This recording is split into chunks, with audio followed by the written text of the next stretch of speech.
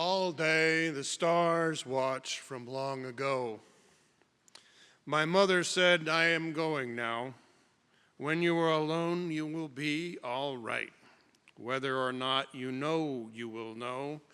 Look at the old house in the dawn rain. All the flowers are forms of water. The sun reminds them through a white cloud, touches the patchwork spread on the hill, the washed colors of the afterlife that lived there long before you were born. See how they wake without question, even though the whole world is burning. Rainlight by W.S. Merwin. Good morning. I just want to remind you, I forgot to distribute them. Here's a whole stack of extra sermons. I always print these out, and if I ever say something that is a little too cerebral, which sometimes happens, you can pick it up and read it later. And I'm not the best editor, so if you find grammatical mistakes, don't rake me over the coals too much. We're here to gather our waters and share a little of who we are and where we've been over the summer. Can everybody hear me okay? All right. So, what kind of idea underlies what we are doing? We say goodbye to all of our wonderful summertime places, and we say hello to our community once again to celebrate the power and the beauty of her. Now, I just happen to be the kind of geek that asks, what kind of ancient yet living linguistic notion is this idea? And I thought about this for a while, and I came upon a progression of ideas. You mind if I share them with you? All right, okay, thank you. Otherwise, I was going to say the end. That's to our water communion. And after a while, you're going to be like, we should have just said the end. Yeah. Shalom would be an idea that would convey the essence of our water communion. Shalom is Yahweh's hard-working, peacemaking presence that is never done. It is also said whenever people say goodbye or hello to one another.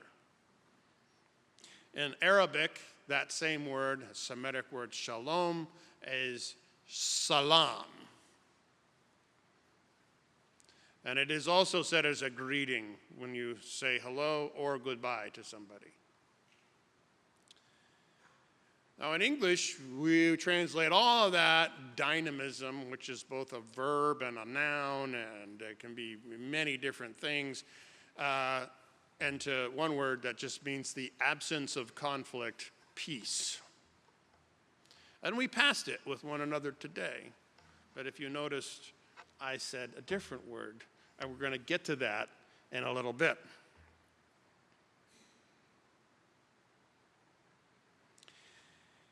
But some of us here are trying hard to escape ancient Near Eastern concepts.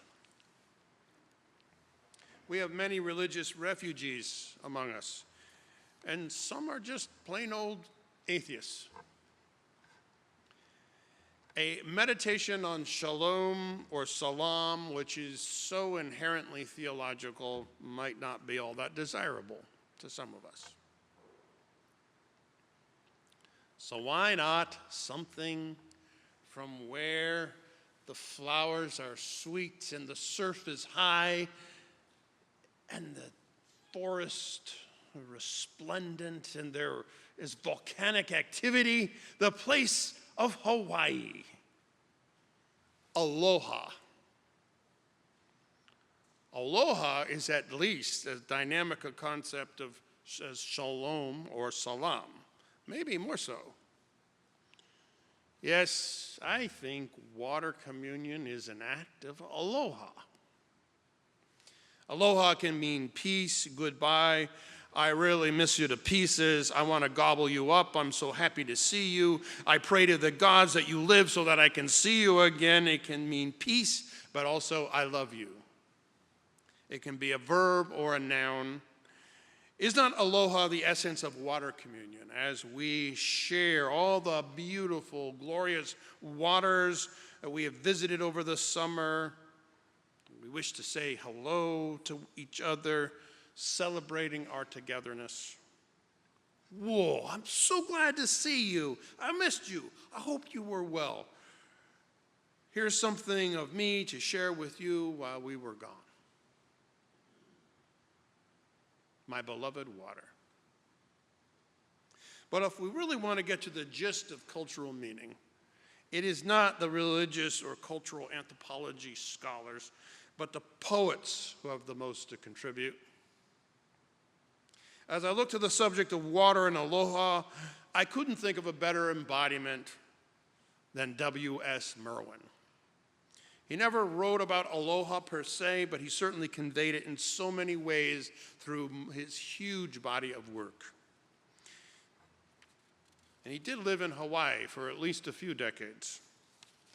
Merwin was raised in New York City, the son of a minister. He was educated in Princeton, came of age as a writer in the late 50s and early 60s. He lived in France, later moved to Hawaii.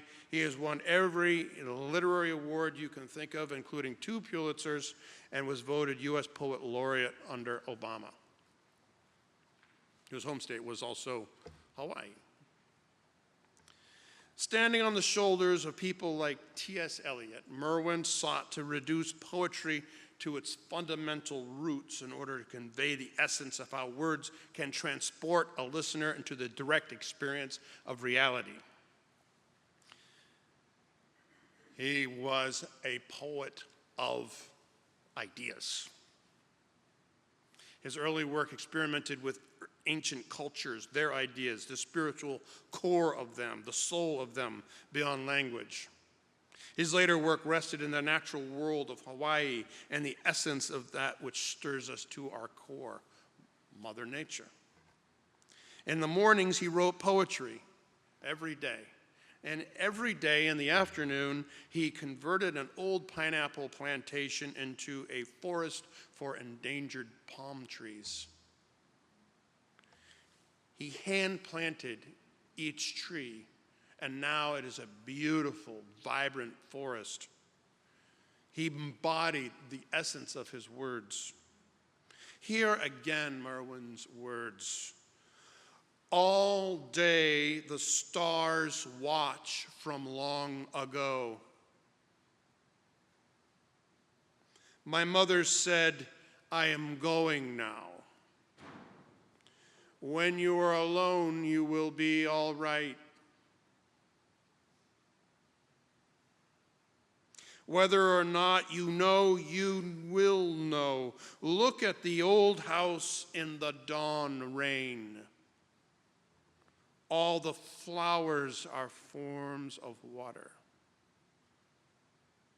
If that's not the essence of eloquence, conveying grief and the unity of nature all in one phrase, I don't know what is.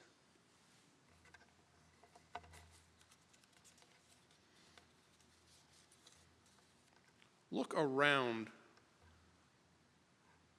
Do it. Look around. Look around at all your fellow water bearers.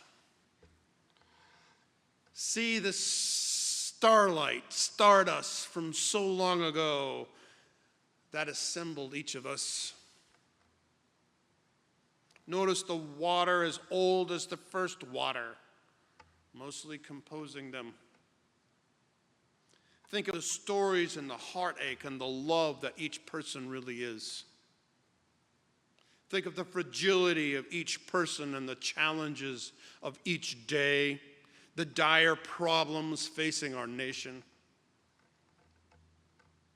This vital aloha work of this community to provide a safe place to lift up the dignity of each person We shall thrive. All the water is one. Aloha to you. Let us share this aloha water and communion. Aloha, peace, love, and welcome to our new year together as a church.